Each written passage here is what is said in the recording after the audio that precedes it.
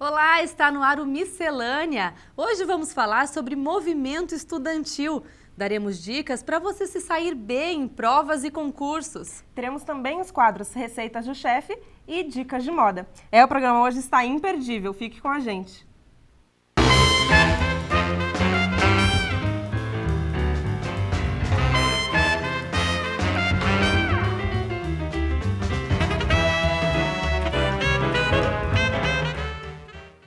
Em tempos de instabilidade econômica, o valor de uma moeda muda constantemente. Mas você sabe o que influencia e determina esta mudança?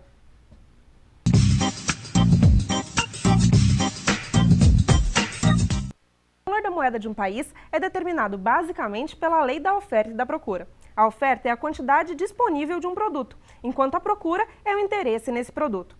Por isso, durante um período de crise econômica, quem produz tudo e não precisa comprar nada, fatalmente terá uma moeda fortíssima, já que parte de sua produção será desejada por outros países que terão de adquirir a moeda desse outro país e desvalorizarão sua própria moeda. Simples assim. Obrigada, Rebeca. Bom, em nossa entrevista de hoje, vamos falar sobre o DCE, o Diretório Central de Estudantes. Depois de 12 anos sem representação de alunos, a chapa Recomeço assumiu a gestão do DCE da Univap. E nós recebemos aqui o presidente do novo DCE, Rodrigo de Freitas. Seja bem-vindo, Rodrigo. Muito obrigado, Fabi, pelo convite. Em nome do DCE, eu gostaria de agradecer a todos aqui. Legal. É muito importante esse momento para a gente. Nossa posse foi semana passada e, como você falou, 12 anos sem é muito tempo, né? E aí, o que te motivou a se envolver nesse movimento, Rodrigo? Então, na realidade, no começo, nós nem pensávamos em montar o DCE. No começo do ano, o MEC, ele mudou algumas regras para o financiamento estudantil, para o FIES, e que as faculdades deveriam ter um aumento até o índice da inflação. E aí, muitas universidades tiveram um aumento acima. No caso, eu não tinha FIES, mas grande parte dos meus amigos tinha. E eles estavam sendo prejudicados porque não teriam condição de continuar na universidade. E como eu já tinha uma noção de como funcionava a lei, o que precisava ser feito, eu me reuni com algum deles, outros alunos da universidade vieram para o movimento, a gente começou uma movimentação aqui dentro da Univap, e com isso, depois de conquistarmos, teve a redução da mensalidade, o FIES voltou para os alunos, e com isso nós percebemos que era necessário um DCE aqui na universidade. Não para ir contra a universidade, porque o objetivo é o mesmo. O nosso objetivo é uma universidade melhor para todos os alunos. Com certeza. Olha só que interessante. Alguns dados divulgados pelo IBGE em 2014 diz que 1 em cada 7 jovens conclui o ensino superior no Brasil. E apesar do acesso à universidade no país ter aumentado, o índice é considerado baixo pela Organização de Cooperação e Desenvolvimento Econômico. Ou seja, todo mundo que termina a faculdade é privilegiado. O que esses alunos podem fazer para aproveitar essa oportunidade do curso de graduação ou do curso na faculdade? Então, nós do DCE acreditamos que só vir para a escola estudar não é o suficiente. Essa universidade ela tem muitas iniciativas, tem muita cultura aqui dentro e que os alunos podem e devem participar. A universidade não é só você ir para a sala de aula, estudar, fazer a prova, porque aqui você tem como eu falei, todas essas atividades, você tem como ter um crescimento pessoal e depois levar isso para a sociedade, que é o que a universidade faz. Legal. Rodrigo, como é que foi esse processo de reestruturação do DCE? Porque, como eu falei no começo, foram 12 anos sem esse órgão. Como é que foi isso? Então, no começo, inexperiência, ninguém sabia nada, como começar. Nós procuramos a União Nacional dos Estudantes, que é o órgão máximo representando os estudantes no Brasil, e eles mostraram o caminho para a gente. Certo. Nós primeiro tivemos a assembleia para chamar as eleições do DCE. Nós utilizamos o estatuto antigo, que era o de 1998, Nossa. O estatuto, e o último DCE tinha sido o de 2003, foi o de 2003. Mas a gente utilizou o último estatuto, que era de 98, fizemos as eleições, montamos uma chapa, composta por 18 integrantes, e foi chapa única, Sim. Mas mesmo assim nós víamos necessidade de fazer a eleição para realmente ter uma representatividade, Eram 18 pessoas, não poderíamos chegar e falar, não, agora nós somos o DCE. Não, os alunos tinham que comprar essa ideia e falar, não, a gente quer nós queremos o DCE e queremos que seja vocês. E como que é essa composição? Assim, eu queria que você falasse um pouco dos cursos, do perfil desses alunos que estão envolvidos no DCE. Então, nós achamos que a forma mais democrática de montar isso era com alunos de todas as faculdades. Sim. E a universidade é uma universidade que tem 5 faculdades que compõem e são 3 campos. Isso é até uma dificuldade que a gente tinha no começo, porque é muito grande, tem aluno em muitos locais, inclusive em Campos do Jordão. Então nós pegamos um aluno de Campos do Jordão, que é o Rafael Guideão, nós pegamos alunos da FE, que é a Beatriz, da comunicação, pegamos alunos de todos os cursos, quer dizer, de todos os cursos não, mas de todas as faculdades, para compor esse DCE, montamos a chapa, fomos para as eleições, tivemos 1.410 votos, dos 1.420, que era sim ou não, você quer a volta do DCE, sim ou não, se não quisesse, a gente teve 1.410 votos. E, Rodrigo, como é possível aliar os interesses dos alunos e da universidade? Como eu falei um pouco antes, o interesse é o mesmo, né? Nós queremos uma universidade melhor. E depois que nós refundamos o DCE, nós já temos trabalhado junto com a universidade em alguns pontos. Sim. No Open Campus, por exemplo, nós ajudamos, tínhamos 100 alunos voluntários trabalhando no Open Campus.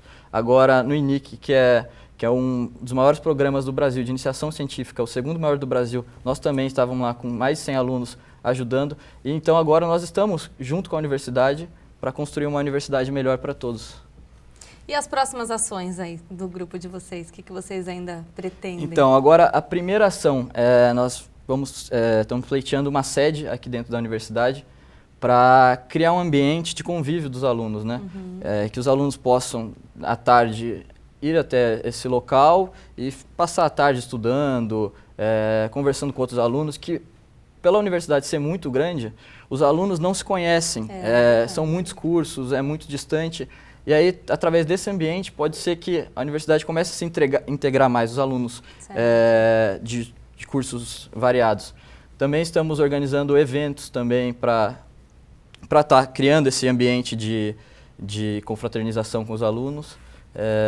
E temos outros projetos aí pela frente. Rodrigo, muito obrigada por você ter vindo. A gente deseja muito sucesso para vocês. Parabéns pela iniciativa também, né? Acho que é muito importante mesmo. Muito obrigada por ter vindo. Eu é que agradeço. Muito obrigado. Obrigada. Fabi e Rebeca, muito obrigado por esse espaço aqui. Legal, obrigada. Bom, o primeiro bloco do Miscelânea chegou ao fim, mas não sai daí que logo mais a gente tem muito mais pela frente.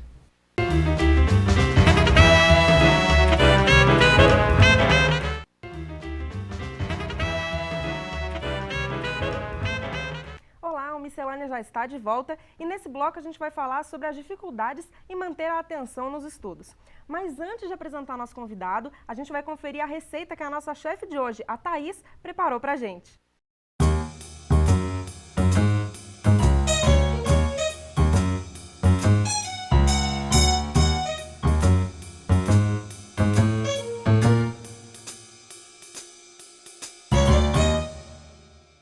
Oi, eu sou a Thaís, do curso de Gastronomia, e hoje nós vamos fazer cookies de chocolate. 210 gramas de farinha de trigo, 160 gramas de açúcar, 80 gramas de açúcar mascavo, 30 gramas de chocolate em pó, 1 ovo, 5 gramas de fermento químico, 300 gramas de gotas de chocolate, 125 gramas de manteiga, essência de baunilha a gosto. Em um bol grande, coloque todos os ingredientes secos: a farinha de trigo, o açúcar mascavo, o chocolate em pó e o fermento químico. Misture todos esses ingredientes. Adicione a manteiga, misture ela até que forme uma farofa, dissolvendo toda a manteiga.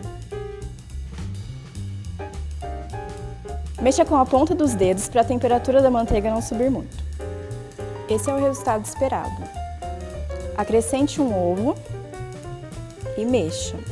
Se for necessário, acrescente mais um ovo.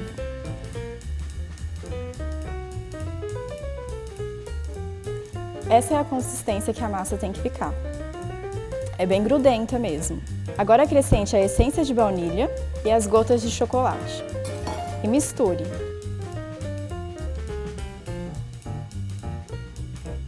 Essa massa necessita de 15 minutos de descanso para que fique melhor para bolear depois.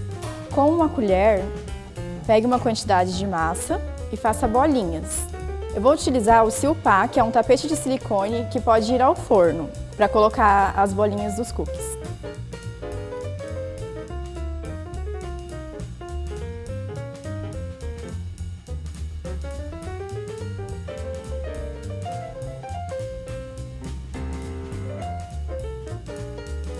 Depois de retirar do forno, deixe esfriar e já está pronto para servir. O cookie deve ficar crocante por fora e macio por dentro. Espero que vocês tenham gostado da receita de hoje.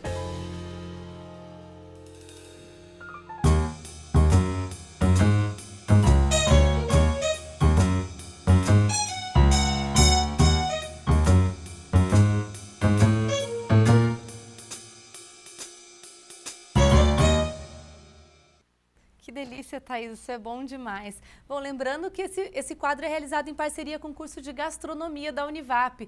E a Thaís e todos os outros chefes que você vê aqui são alunos. Bom, agora é a hora do Tira Dúvidas. Você tem dificuldades para estudar? Então confira nosso quadro de hoje.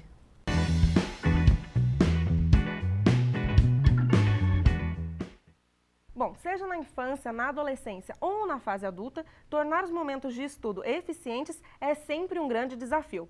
Durante essa semana, a gente recebeu perguntas pelo Face e pelo WhatsApp e quem vai responder elas para esclarecer tudo para a gente é o professor Vitor Loureiro. Obrigado por estar aqui, professor. Obrigado, Rebeca. Obrigado, Fabi. Seja bem-vindo, professor. Muito obrigado. Bom, temos muitas perguntas, muitas dúvidas pela frente. Eu imagino. Bom, vamos começar então pela primeira dúvida que Vamos chegou lá. para a gente pelo WhatsApp. Olá, meu nome é Amanda e eu me distraio muito na hora de estudar. Eu gostaria de saber se existe alguma técnica para eu não me distrair. Bom, Fabi, a dúvida da Amanda é a dúvida da maioria dos estudantes, né? Tanto nos nossos colégios como fora deles nós percebemos isso. Uma técnica para quem se distrai muito na hora de estudar é aquilo que nós dizemos para os nossos alunos. O momento de estudo é momento de estudo. Então, um lugar arejado, um lugar onde ele possa ficar de uma forma aconchegante, onde ele tenha o mínimo de ruídos, né? E ali ele possa se aplicar no estudo. Distração está ligado a ruídos externos, a fatores externos. Então, o estudante precisa do local dele e do momento de estudo dele. A internet atrapalha bastante, né? Sim, se a internet for usada para o estudo, não, né? Ok, Para né? consultas e tudo mais. Mas nesse momento não é o momento das redes sociais. Ó, uma pergunta do Facebook agora. Por que ler dá sono? Eu posso ler o livro mais incrível do mundo. Não sei o que acontece. Eu tenho que ler a prestações. Porque se eu tentar ler um livro direto, acabo dormindo nele. A Roberta que fez essa pergunta pra gente. O que a Roberta falou, para muitas pessoas é uma grande dificuldade, Rebeca. Ler, por natureza, nos relaxa, né? E muitas pessoas, ao lerem, começam a sentir sono. Uma coisa que eu digo para um aluno quando ele começa a ler, por exemplo, as obras literárias que caem no vestibular, está com sono? Para, dorme, tira um cochilo, depois retoma a leitura. Não adianta brigar com o sono nesse momento. Teu cérebro está pedindo para você dormir e você está querendo ler. Você não vai ter atenção na leitura. Tá? Ah, que legal. E uma outra pergunta do Facebook, ó. Qual a melhor maneira de memorizar um texto? Tem alguma dica? Essa foi a Luciana Faria que perguntou pra gente. Existem muitos recursos. Um dos recursos que eu utilizei há muito tempo, enquanto eu estava na graduação, e que eu ensino para alguns alunos para memorizar um texto, use palavras-chave. Né? Escolha algumas palavras que chamam a atenção no texto. Eu preciso memorizar algo maior. Então, utilize fatos em torno daquele texto que te façam lembrar a ele. Usa sempre esses recursos. Palavras-chave e um fluxograma, por exemplo, realmente ajudam? Sim, ajuda e muito, né? Nós costumamos utilizar muito mapa conceitual, por exemplo. O mapa conceitual ele pode ser aplicado tanto na área de exatas, como até na área de humanas. Então, o mapa conceitual auxilia muito o aluno nesse momento em que ele precisa memorizar alguns conceitos ou alguns textos. Legal, professor. Bom, tem mais uma pergunta em vídeo. Olá, meu nome é Flaviana e no momento eu estou com uma indecisão porque eu não consigo decidir qual curso de faculdade fazer. E a minha pergunta é justamente essa: como escolher da melhor forma o curso que eu devo fazer? Obrigada. Bom, Fabi, esse Dúvida, tormento da Flaviana que todos nós passamos. É um tormento mesmo. Os alunos no ensino médio passam, mas o que nós indicamos primeiro para eles? Retire aquilo que você não gosta. Né? Você tem um leque de cursos na sua frente. Hoje no Brasil nós temos inúmeros cursos, mas retira primeiro as áreas que você não gosta. Depois você começa a buscar dentro das suas próprias habilidades os cursos que vão se encaixando, os cursos que você vai percebendo que você tem maior afinidade. E aí, aos poucos, você consegue construir. E também eu digo uma coisa para os alunos. Foi lá, prestou o vestibular, fez o curso, está no primeiro semestre, viu que não era aquilo, não é o fim da vida dele trancar aquela matrícula ou transferir para outro curso. Entendi. Tá? Legal. Bom, professor, a gente tem também uma participação de uma convidada, que é a autora do livro Socorro, Meu Filho Não Estuda. Thaís Bento, o que você trouxe pra gente de dica? Boa tarde, Fabiana. Boa tarde, Rebeca. Obrigada pelo convite. Eu sou a Thaís Bento e escrevi junto com a Roberta Bento o livro Socorro, Meu Filho Não Estuda. A dica que eu vou dar hoje é para os pais. A dica é: divida com seu filho alguma atividade da casa, alguma responsabilidade doméstica dentro da casa. Pode ser arrumar a cama, guardar os próprios brinquedos, arrumar a mesa. Isso depende de acordo com a idade que ele tiver. Mas o que isso tem a ver com os estudos ou com a hora de fazer tarefa? Bom, ao assumir uma responsabilidade dentro de casa, a criança desenvolve o senso de responsabilidade que vai ser importante na hora que ela tiver que fazer tarefa e estudar para a prova. O grande problema hoje em dia é que a única hora que a criança tem que assumir uma responsabilidade em casa é na hora da tarefa. E por isso que muitas vezes muitas crianças não gostam de estudar e têm preguiça de fazer tarefa. Além disso, ao fazer alguma atividade doméstica, a criança desenvolve no cérebro dela a memória de longo prazo de procedimentos, que depois vai ser essencial para ela aprender. Bom, é isso. Vocês encontram mais dicas no site, que é www.meufilhonãoestuda.com.br. Obrigada! Eu acho que, na verdade, essas dicas não são nem somente para as crianças, né? Eu acho que assumir responsabilidade é importante em qualquer fase da vida. A gente vai parar um pouquinho agora a nossa conversa e daqui a pouco, depois do intervalo, a gente volta com mais dicas de estudo para vocês e também com dicas de moda.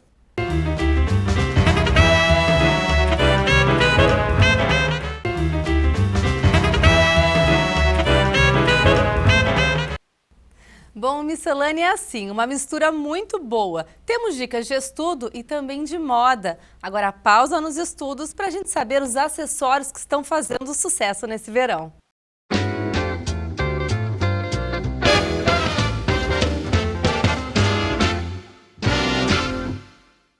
Olá, meu nome é Nicole Scarpel e eu sou estudante de Design de Moda da Univap. E o Dicas de Moda de hoje vai te mostrar quais acessórios serão usados para o verão 2016. Atenção para os brincos que estão ficando cada vez maiores, porém com desenhos limpos que remetem elementos de brasilidade como búzios e cordas. Couro e acrílico vem mostrando grande potencial juntamente com materiais naturais como pedras, escamas de peixe e madeira. As maxi-argolas, brincos com desenhos de mandalas e brincos espetos aparecem também. Porém, nas mãos, vamos carregar bolsas menores para guardar somente o essencial, como clutches de palha ou miçangas, bolsas ladylike com detalhes arquitetônicos, mini bag, bolsa-saco e carteiras. Na cabeça teremos tiaras grossas de acrílico, algo que remete um retrô futurista. Chapéus de palha ou panamá também estão inclusos. Nos pés, sandálias gladiadoras, tiras transversais e amarrações ao longo da panturrilha. E essas foram as dicas de hoje. Espero que tenha gostado. Fique ligado na programação da TV Univap para mais dicas. Até a próxima!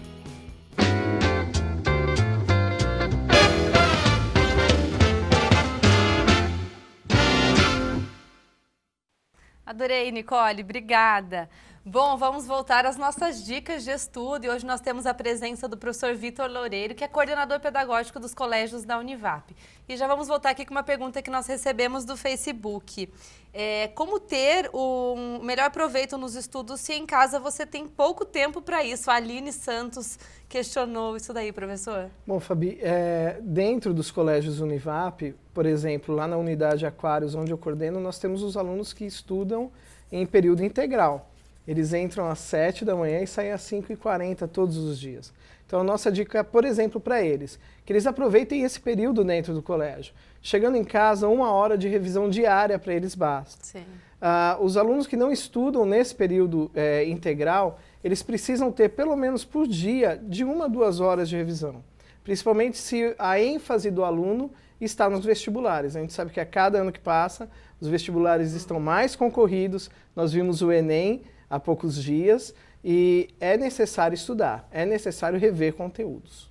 Certo. O senhor falou do vestibular e a gente tem uma pergunta que a gente recebeu pelo WhatsApp sobre isso. Oi, Rebeca, tudo bem? A minha dúvida é a seguinte: nas vésperas do vestibular, é melhor estudar as matérias que tem mais dificuldade ou é melhor relaxar mesmo? E aí, professor? Sim, véspera do vestibular não é hora de estudar, né? O trabalho tem que ser feito ao longo do ensino médio, ao longo do ano de cursinho, enfim. Véspera de vestibular não é esse momento. Nós vemos, às vezes, muitos alunos, Fabi, buscando 2, 3 dias antes do vestibular, fazerem revisões loucas, corridas, né? Num desespero, ficando até de madrugada, acordando de madrugada para estudar. Não, nesse período. Quanto maior o estresse, maior o risco do famoso branco na prova. Sim. Imagina o Enem, 180 questões, mais redação, 2 dias de prova, uma prova exaustiva. Se o aluno fica na semana anterior, ou os 3, 4 dias antes da prova, nessa montanha-russa de tanto buscar, rever conteúdo, chega na hora e ele não vai dar conta. Já vem de uma tensão muito grande. Sim, é momento de uma vocês fizeram atividade. um evento, professor, foi isso? Na véspera do Enem? Isso, já é a 3ª edição do Esquenta, né? Uma semana antes do Enem a gente começa com vários eventos. No sábado anterior a gente faz o circuito Enem, um dia inteiro de aulão para o Enem. Sim. Então aulas diferentes, professores de disciplinas diferentes, trabalhando o mesmo tema em sala. E durante a semana a gente faz uma semana diferenciada para os nossos alunos. Na sexta-feira nós fechamos com chave de ouro, que é o Esquenta. Então amanhã, só para eles se divertirem, com atividades físicas diferenciadas, é um momento para relaxar. Que bom. Rebeca, tem mais uma pergunta? Temos mais uma pergunta que também recebemos pelo WhatsApp. Olá, Rebeca. Olá, pessoal do Miscelânea, tudo bem? Bom, eu tenho uma dúvida. Eu gostaria de saber, para prestar um concurso público, se é interessante a gente ficar ligado no jornal, ler no jornal ou algum site de notícias na internet nas vésperas do concurso para ficar por dentro das atualidades e se isso... Ele fala de concurso, mas talvez a gente possa falar disso como um todo, né? Uma prova, um processo seletivo, né, professor? Sim, Fabi. Hoje, as universidades, hoje os concursos públicos, hoje até muitas empresas que fazem provas de processos seletivos requerem do candidato alguém que esteja atualizado. Agora, estar atualizado não quer dizer você, na véspera, como ele disse, né, de um concurso ou de um vestibular, você está assistindo o telejornal ou lendo as notícias na internet. Atualidades compreendem, no mínimo, 50 anos de história, principalmente de geopolítica. Então, eu falo muito isso para os meus alunos no ensino médio.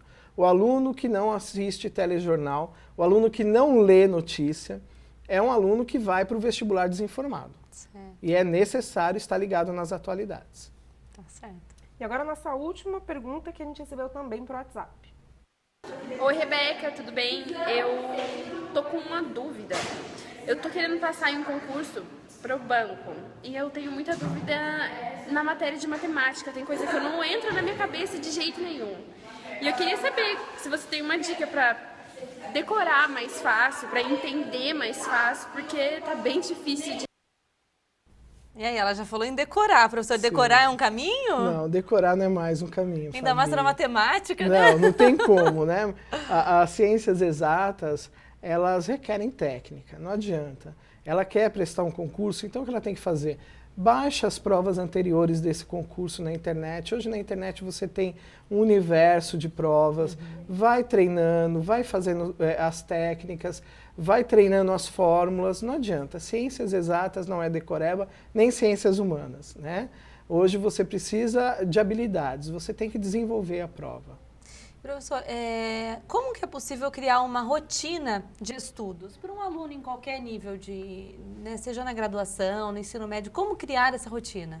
Bom, o aluno ele tem que ser organizado, né? Ele tem que criar uma rotina também sobre o horário de acordar, o horário de dormir, para que ele possa, dentro do dia dele, estabelecer os horários da parada de estudo. Não adianta querer estudar com a TV ligada na sala, o irmão ouvindo música, o outro jogando videogame no último volume no outro quarto, que ele não vai conseguir.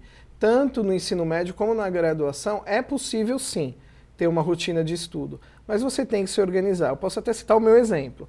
Eu cursei filosofia, foi um dos cursos que eu fiz, e eu morava em São Paulo, então eu aproveitava todo o tempo de trajeto dentro do transporte público. Eu colocava o fone de ouvido só para fazer de conta que eu estava ouvindo alguma coisa, mas era para abafar o som, e era onde eu ia estudando e aproveitando o tempo que eu tinha livre dentro da estrutura do meu dia para poder estudar. E qual o limite, aliás, há um limite que os estudantes devem tomar para fazer os estudos? Olha, Rebeca, tudo em excesso faz mal, né? Mas nós temos também os cursos que são os mais concorridos no país. Então, por exemplo, um aluno que diz, eu quero concorrer medicina numa universidade federal, estadual, esse aluno ele sabe que ele tem que se dedicar e muito, porque é um curso muito concorrido. É uma média de 150 candidatos por vaga, quando não extrapola esse número. Então ele tem que se dedicar, ele sabe que ele precisa do período, por exemplo, vou tomar a minha realidade que é com os alunos do ensino médio, o período dentro da escola e um período extra para revisionar todos os conteúdos. Mas também ele tem que se dar o direito das atividades físicas, ele tem que se dar o direito de estar com a família, o direito ao lazer, porque tudo que é demais pode fazer mal. E professora Thaís Bento deu algumas dicas para os pais, né? Que dicas que você deixaria para os pais, para a família, nesse momento em que o aluno está focado em uma prova? Bom, as dicas da Thaís se encaixam muito bem, principalmente naquele perfil de aluno que está ali no ciclo do Fundamental 1 e do Fundamental 2. Né? Eu faço isso com as minhas filhas, a gente repartir responsabilidades e também repartir a rotina de estudo. Não adianta o pai pensar que a obrigatoriedade do ensinar os conteúdos é só da escola, a família precisa acompanhar. E para o ensino médio e a graduação, o aluno já é mais independente. Ele precisa assumir essa responsabilidade e essa postura daquilo que ele quer e correr atrás do seu objetivo. Certo. Bom, professor, nosso programa já está chegando ao fim. Eu queria agradecer a sua presença. Muito obrigado. Também as pessoas que tiverem dúvidas podem entrar em contato, né, com vocês pelo colégio. Vocês têm a página no Facebook. Sim, nós temos a página no Facebook, Colégios Univap. Certo. E é só entrar em contato com a gente. Legal, muito obrigada, bom? professor. Obrigado, família. Bom, Miscelânea já chegou ao fim. Obrigada por sua companhia. E nós contamos com vocês. Fique ligada na nossa página no Facebook para saber o tema dos próximos programas. Tchau, tchau. Até a próxima semana.